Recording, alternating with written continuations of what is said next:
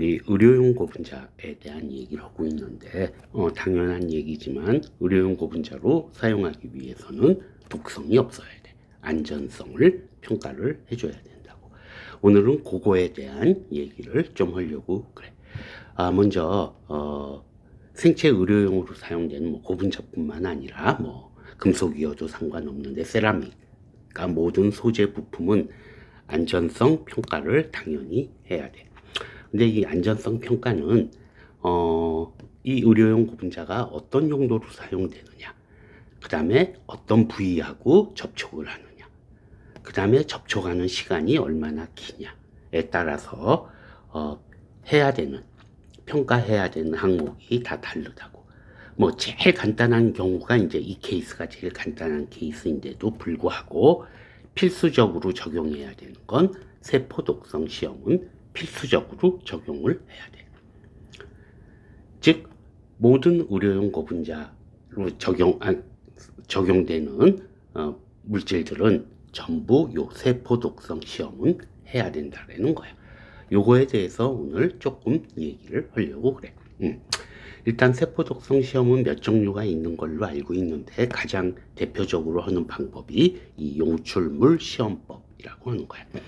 예를 들면 지금 여기 의료용 고분자 10편이 있으면 얘를 PBS는 포스페이트 버퍼 솔루션이야. 그러니까 버퍼로 좀 닦아준 다음에 일정한 크기로 잘라서 그리고 어떤 용액에 넣어서 용출을 계속해줘. 그래서 용출액을 희석을 이렇게 해주는 거야. 이게 다 이제 프로토콜이 정해져 있어. 아무튼 용출한 액을 이쪽에선 세포를 배양을 해가지고 배양된 세포에다 이 액을 어느 정도 규정된 양을 떨어뜨린다고. 떨어뜨려주고 그 다음에 또 하루 배양을 해. 그러면은 만약에 의료용 고분자 10편에 독성 물질이 있다라고 하면은 당연히 걔가 용출이 돼서 나와서 세포들이 죽었을 거라고. 그러니까 하루 배양한 다음에 실제적으로 눈으로 살아있는 세포하고 죽은 세포를 눈으로 구분을 한다고. 그래서 세포 생존율이, 그러니까 예를 들어서 100개를 했는데 100개에 떨어뜨렸는데 70%가 살아있고 30%가 죽었다. 80%가 살아있고 20%가 죽었다 라고 하면은 세포 생존율은 80%가 될 거고 70% 이하면은 이제 독성이 있는 거고 80%니까 내가 지금 사용하려는 고분자 10편은 의료용으로 세포 독성이 없다, 안전하다 라고 얘기해 줄 수 있다 라는 얘기야. 근데 이와 같은 시험을 할 적에 예를 들면은 여기 용출을 하는데 용출액에 문제가 있어서 실제는 고분자 10편은 괜찮지만 용출액이 뭔가 오염이 돼 있어가지고 세포가 다 죽어버릴 수도 있다고. 그러면 독성이 있는 걸로 세포 생존율이 0%니까 독성이 있는 물질이 될 거야. 당연히 반대의 케이스도 있을 수 있어. 독성이 있는데 용출이 잘 안 되거나 그래서 세포가 거의 다 살아버린다든지 이런 일들이 있기 때문에 어떻게 한다? 검체를 음성 대조군하고 양성 대조군하고 상대 비교를 해주게 돼 있어.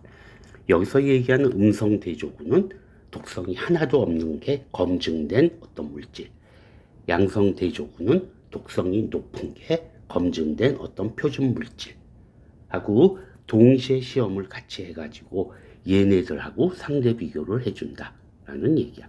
이건 실제적으로 어떻게 하는 거냐면 세포 생존율이 70% 이하면 이제 독성이 있는 걸로 한다라고 돼 있는데 예를 들어서 내시편을 했어. 그랬더니 세포 생존율이 65%가 나왔다고. 100개 중에 65개밖에 안 살아있어.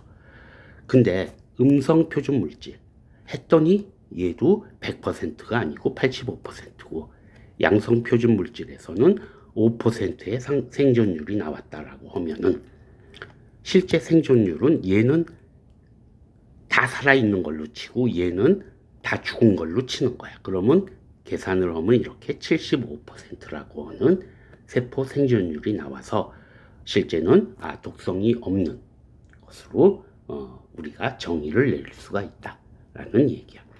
자, 그러면 음성 표준 물질, 양성 표준 물질은 어떤 물질들을 우리가 사용을 하느냐에 대해서 잠깐만 얘기를 하려고 그래.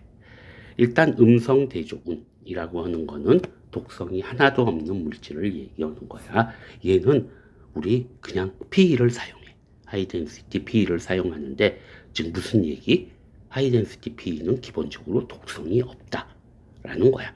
근데 실제 우리가 구입을 해서 사용을 하면은 독성이 있는 걸로 나와.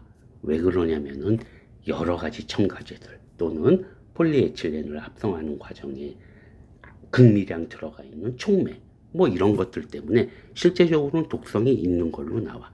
그러니까 어떻게 그런 불순물 또는 첨가제를 제거해주기 위해 메탄올로 속스레이 추출을 해줘. 결국은 이제 속스레이 추출기는 오른쪽 그림과 같은 건데, 얘는 이쪽에서 이제 다시 얘기하니까 그냥 여기서 그림만 보여주는 걸로 하자고. 아무튼 이런 틴불 안에 하이덴시티 PE를 넣고 결국은 뜨거운 메탄올로 계속 추출을 해주는 거야. 계속 추출을 해서 불순물 또는 이물질들을 제거한 놈을 우리가 음성 대조군으로 사용을 한다라는 거야. 양성 대조군은 이제 거꾸로 독성이 있는 거야. 이거는 우리 시그멘티드 서머플라스틱 폴리우레탄이야.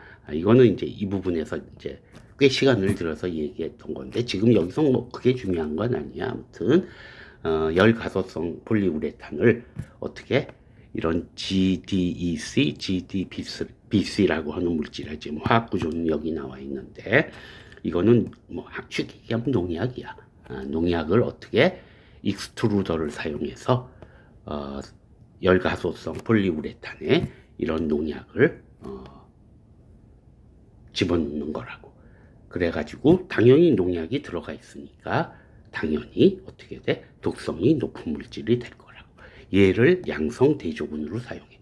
당연히 양성 대조군, 음성 대조군으로 사용하기 위해서는 까다로운 검증 절차를 거쳐서 공인을 받게 돼 있을 거야. 그래서 지금 이제 국내에서 개발한 음성 대조군하고 양성 대조군, 지금 내가 얘기한 것과 같은 방식으로 각각 만든 거야. 지금 여기 써 있듯이. 그래서 얘들이 충분히 세포 독성이 없다, 충분히 세포 독성이 있다라는 걸 공인된 방법으로 검증을 해서 그래서 이렇게 표준 시편으로 파는 거야. 뭐 그냥 가격으로만 따지면 무진장 쌀 것과 거의 공짜에 가까워, 양쪽 다. 그렇지만 실제 이런 표준 시약으로서 시편으로서 판매되는 건 당연히 굉장히 비싼 가격을 받을 거야. 그냥 가장 고부가가치의 고분자가 아닐까라고 생각할 수 있을 것 같아. 자, 이렇게 해서 간단히 우리 의료용 고분자, 그러니까 의료용 소재로 사용될 때는 당연히 세포 독성 시험은 반드시 거쳐야 되는데, 그때 음성 대조군, 양성 대조군 표준 물질을 반드시 사용해야 된다. 그때 표준 물질로는 이와 같은 놈이 음성으로, 이와 같은 고분자가 표준 물질로 사용되고 있다라는 얘기를 하도록 합시다.